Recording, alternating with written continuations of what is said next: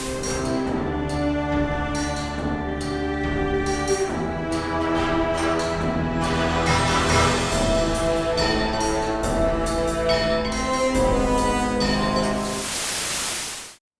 and welcome to Hexed Encountered. I'm Joe. In this video, we'll be doing a first look at the latest in the Panzer Grenadier series from Avalanche Press. This is Fire and Sword, Battles for Hungary, 1944. It is designed by Philippe Leonard. And we're going to take a quick look at it. So most if not all, of the current releases from Avalanche come in a bag now and not a box. And if we flip it over, you do have the back cover of what would normally be the box. So this is obviously 1944. This is, towards the end of the war. Soviet armies began their offensive to isolate the Hungarian capital, Budapest, in October 1944. The city would be surrounded in December. During that time, as German and Hungarian troops fought to keep the Soviets from completing the encirclement, fighting stubborn defensive actions backed by repeated counterattacks. Fire and Sword, Battles for Hungary 1944 is a complete game in the Panzer Grenadier series based on these battles. You do not need any other game to play any of its 39 scenarios. Everything you need to play except dice is right here in this package. The game includes 5 semi-rigid map boards. The maps are fully compatible with all others in the Panzer Grenadier series and those from Panzer Grenadier Modern and Infantry Attacks 2, plus 913 playing pieces and 39 scenarios. So you can see 30 minutes to many hours is your playing time. Number of players is 2. You can play solo. You have to finesse it a little bit, but it works.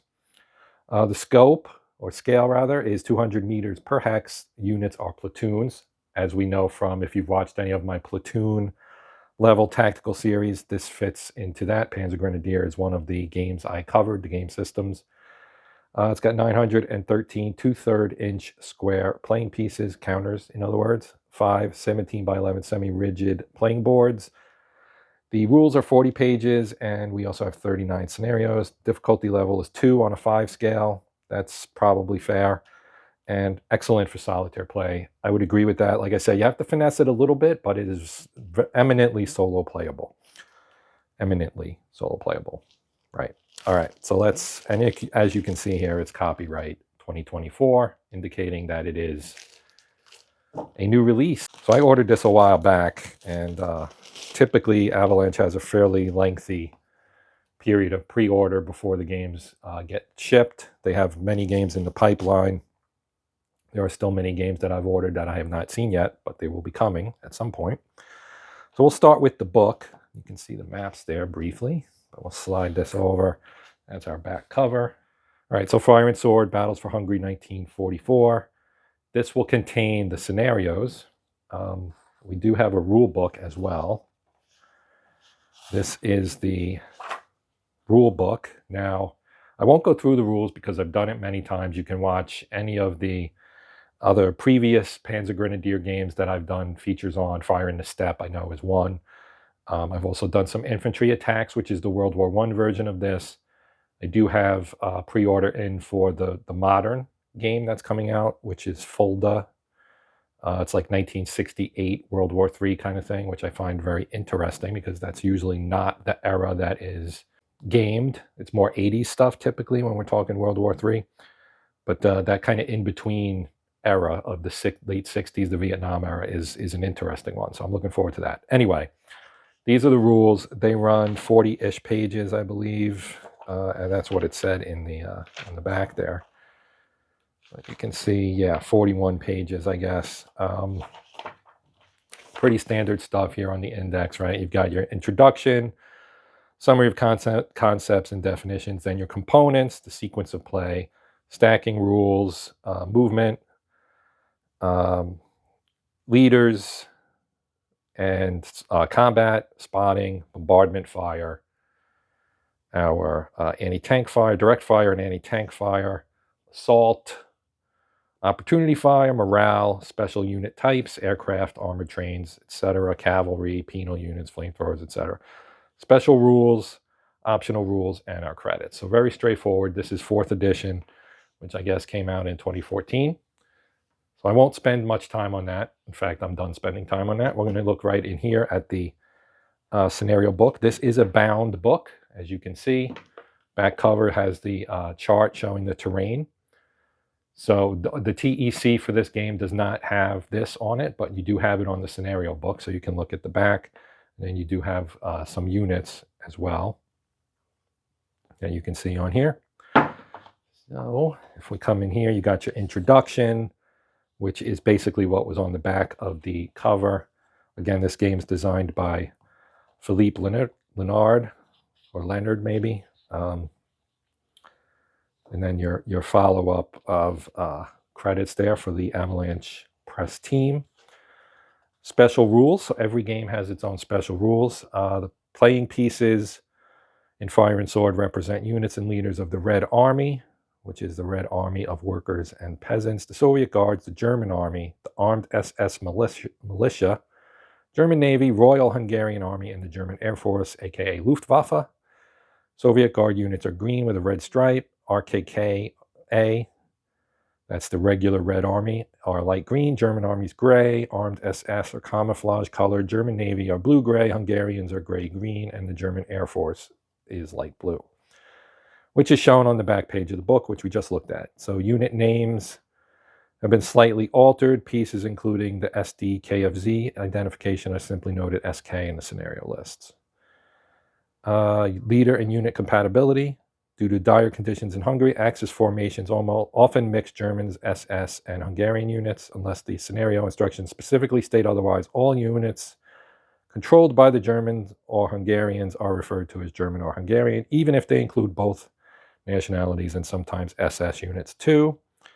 All German and SS leaders may command Germans, SS, and Hungarian troops. Hungarian leaders may not command German or SS troops. Soviet Red Army and Guard leaders may not affect each other's units except RKKA transports, which may be activated by both, right? Playing piece corrections, there are a couple here. Board layout, that goes by scenario, as is typical of platoon-level games. We have, I don't want to break the binding. I hate doing that to books. Weather, terrain, roadblocks, woods. Light woods are hexes with only a few trees. Woods are hexes filled with trees. Roadblocks, no vehicle may enter a hex with a roadblock unless and until the roadblock's removed. Good order personnel unit may remove a roadblock by activating in the hex with the roadblock marker but taking no move or fire action instead. The owning player rolls one die on a result of 2 through 6, permanently removes the roadblock. Okay, river wide enough. The river on board 51 extends into 2 adjacent hexes along most of its length. Units may cross the river at these wide points unless scenario instructions state otherwise. The long and winding road on board 53. AFVs, APCs, armored cars and tank destroyers, open top AFVs, prime movers, tank leaders and armor efficiency, tank riders. Yeah, so typically, and this is typical of the series pretty much, is all the Germans and the Guard tanks have leaders. In this case, Hungarians do as well as armor efficiency. And we'll talk about that when we do a playthrough. The regular Soviet Red Army tanks do not have armor efficiency and have a specified number of tank leaders. Tank riders, that's kind of all personnel units may use the tank rider optional rule. Sunrise and sunset, based on the month, it tells you what the sunrise and sunset times are. This game is played in 15-minute increments. Each turn is 15 minutes. Infantry anti-tank weapons. The Panzer, and I don't do Hungarian, so that's probably not the way you pronounce that. Panzer Schreck, that I can do. German and Hungarian units form special tasks, special tank hunting groups. Okay, so the Panzerrem is a Hungarian copy of the bazooka, the American bazooka. Dragon guns, Soviet units may drag the 75mm infantry gun and the 20mm anti-aircraft. Soviet units may drag the 45mm anti-tank. Soviets, all of them have rocket artillery. Early examples of rocket artillery, terrifying in their sudden and noisy arrival. They were nonetheless relatively inaccurate weapons, so they have special rule for them. You roll a die for each rocket unit each time it fires. On a result of 3 through 6, the rocket fire lands in the target hex. On each result of 1 or 2, the rocket fire lands in an adjacent hex. And then you'd have to roll again to determine where it was off. You have bridge demo rules, smoke and illumination rules, Soviet penal unit rules, SS rank equivalents.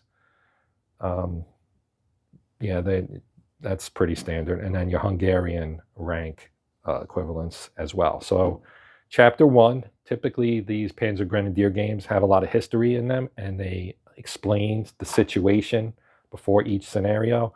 So you have south of Budapest, which starts late summer of 1944, things began to fall apart for Nazi Germany on the Eastern Front.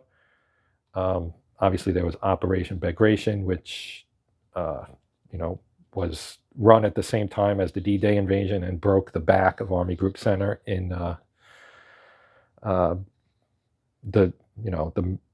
Poland. Sorry about that. Tripping over my tongue. So then you have your scenarios. So we have the drive on Kecskemét on 29th October. So this is the way your scenarios are typically set up. You'll have the elements. Well, first you'll have the game turn and the time it starts. So this is like a night turn. It's 16 turns starting at 5 p.m. or 1700 hours. The weather is cloudy with sporadic rainfall. Then you have elements of the 8th Reserve Infantry Division. So these are Hungarian, except as indicated, and the only indication of a non-Hungarian unit is the wagons, which are German. You get your leaders here. Initiative is 2, which is lower than the Soviets. Morale 7/6, and off-board artillery none. Then on the you have the elements of the 2nd Guards Mechanized Corps from the Soviet Army. All units, including RKKA, are guard units. So this is a 2nd Guard, the 2nd Guards Mech Corps. You would expect that. So they have a decent array of forces here, including 1 leader, 2 captains, 3 lieutenants. Their initiative's 3. The morale is higher. It's 8/6, and their off-board artillery, they have 1/18. We'll go through all of this when we play. Special rules, victory conditions, and then your conclusion will tell you what actually happened historically.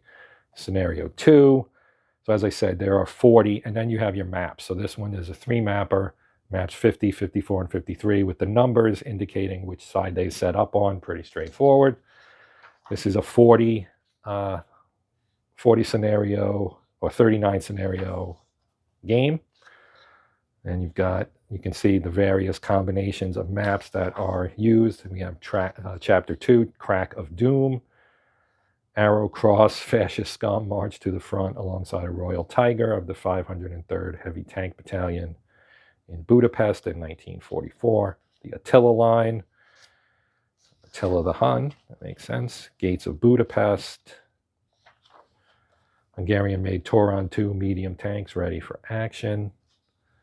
And you can see the various, this one has a lot of Germans in it. 60th Panzer Grenadier Division and the 8th SS Cavalry Division. They do have, they don't have much armor. They do have some Stugs. And then the Red Army does have some armor, some T-34s and so on. Chapter 3, Cesspool Island. A little map here.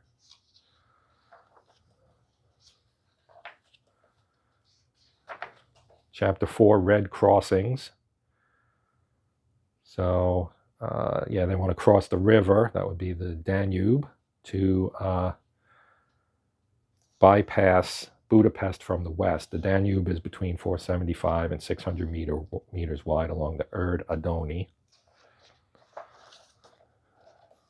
The crossing at Erd. So you can see there's a lot in here. And Chapter 5 is on to, wow, I'm not even going to try to say that name. Czechoslovakia. I know that's not right, but I'll have to brush up on some Hungarian pronunciation here before I actually play the game. First battle for aforementioned hard to say location is Chapter 6. So you can see Chapter 7, the encirclement of Budapest. And that is the last one. And then battle games. So the battle games are linked. They link the scenarios and you get points. 7 or more battle points wins the battle game, and the other result is a draw. So you take one side plays one side, one person plays one side, the other person plays the other side. You link it together and you see who wins overall. So let's take a look at our counters. So these are markers, and we've seen these before, so I won't spend too much time on it, but you can see you got your moved and fired with various vehicles on it, which I think is kind of cool. And then over here, you've got disruption and some other markers, mines and wire, and the game turn marker, and so on. On the flip side, you have your demoralized and smoke, illumination, racks, etc., decoy, more illumination, entrenchments, and so on. Spotted, dug in, and so on. So one sheet of markers. And then these are the regular counters here. So this is a half sheet. And these would be Hungarian units. So you can see they have a rail gun here, a rail train unit, some naval units, probably in the Danube, I would guess. Infantry, paratroopers. We've got some anti-air. There's your militia units, mortar, and armor, some of which is German. You've got the Stug right there. And some Panzer IVs and some Hungarian tanks as well. Ruins, and we've got some green units. These would be Guard, I believe, with the red stripe. Then we have some Germans down here, more ruins. Got your mortar, Jagdpanzer, Brummbär, Wirbel, etc., etc. And then some camouflage, that would be the SS units down here at the bottom.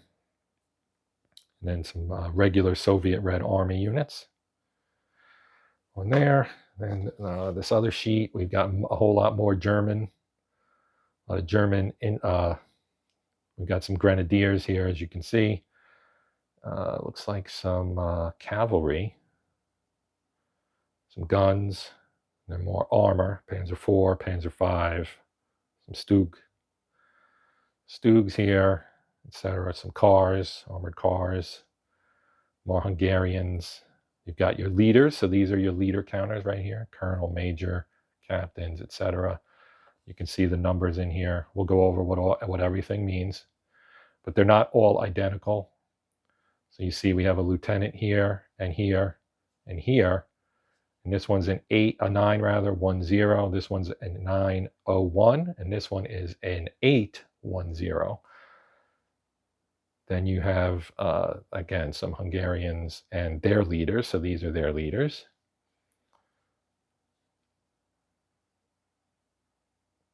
And then some Soviet Red Army units there. We've got more guard. This is the guards. So a lot of guard units with the stripe, you can tell. And they have very nice ratings also, as you can see. And then here is some armor. The T-34 right there. T-34 85. Got the Joseph Stalin II right there. And then we have some SS over here. We have some Red Air Force, the Soviet Guard leaders, as well as some armor and guns. There's the rocket artillery right there. And we have a German Luftwaffe unit and some SS armor, including some Tigers. There's a Tiger II right there and a Tiger. And more Red Army at the bottom, including some American-made units. You've got some M4A2s. That would be the Sherman. And then here, so we have a lot, whoops, upside down. So we have a lot of units here, as you can see, 900 some units. So there's a lot of action, and there's some regular Red Army officers.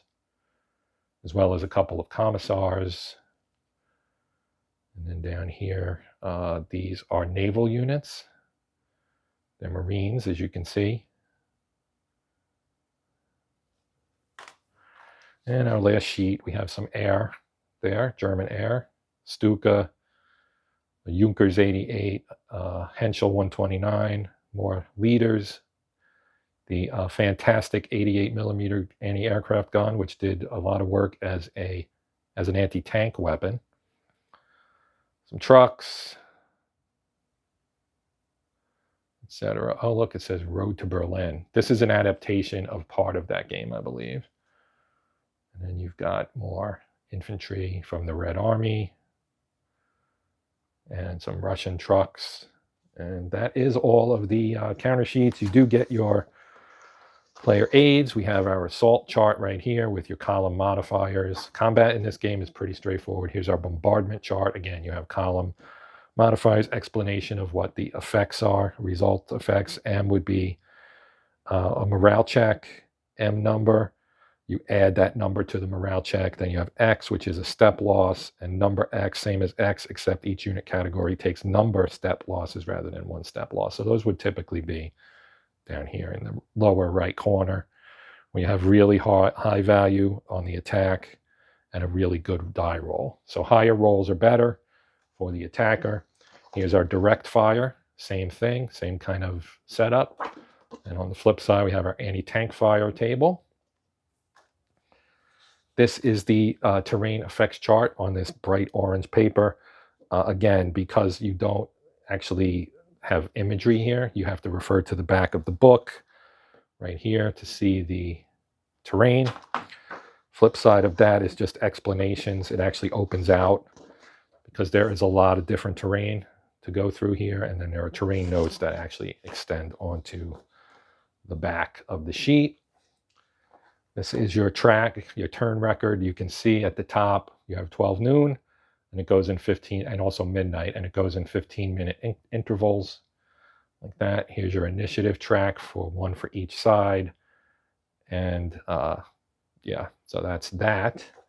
Now we can take a look at some maps. So let's start with map 50, which is the lowest numbered one. Now these are single-sided, so there's nothing on the back. And here is map 50. Now, a lot of times they'll be oriented with the number in the lower left, but that's not always the case. So this is pretty much your standard look to a Panzer Grenadier map. You've got clearly delineated elevation lines and the height of that elevation of 20 meters. You've got buildings, obviously some town here. You have some road. You have a clear line here of, I think this is like a gully. Yeah, that's a gully right there. You got some farmland down here. So this is map 50. Here is, where's 51? 51. Here's 51, which has a lot of water on it. So this would be probably something that will stand in for the Danube, perhaps. Got a bridge. Again, you've got some trees. So full hex of trees is a wooded hex. How did I cut my hand? Oh, didn't know that was even there. And we got another hill here. You got a town over here. Again, woods and some buildings here, as well as a road and more farmland. And 52.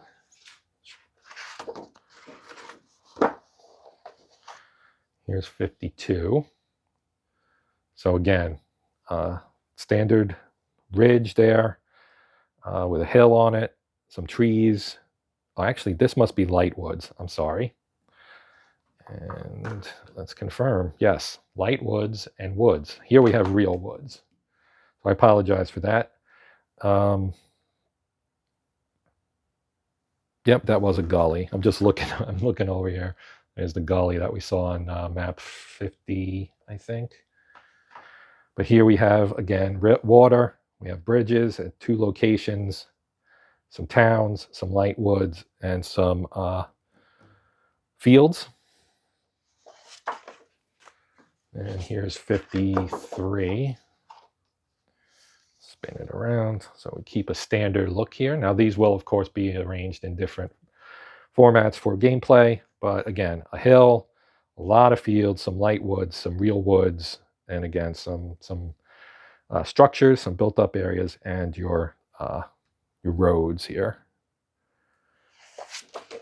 And finally, number 54, the fifth and final map from this game. Again, you have a gully crossed by some bridges in two spots. A small hill here, some thick woods right here, fields, some light woods, and a town pretty much right in the center. And that is, again, these are 200-meter hexes, I believe, if I remember correctly. So platoon level size, so it's bigger than squad, of course. I find I like squad level tactical, but I like platoon level maybe a little bit more, because you can get a little bit of a bigger battle with that. So that is the final map to look at. So again, this is Fire and Sword, Battles for Hungary 1944, designed by Philippe Lenard. Panzer Grenadier game, of course, from Avalanche Press. So thank you for watching. That is going to do it for this one. If you have any questions or comments, feel free to let me know. We will be playing this at some point. My guess is perhaps December, more likely January. We'll see how things go, since December begins tomorrow. But I will be playing this. I've been waiting on it for a while. I will get it to the table and add it to my list of platoon level tactical games. So that will do it. Thank you for watching. As always, please like, share, subscribe, etc. But I appreciate you taking the time to watch. Hope even if you don't do any of those things, you come back and check out future videos. So that's it. I'm Joe. This is Hexed and Countered. And until next time, as always, happy gaming.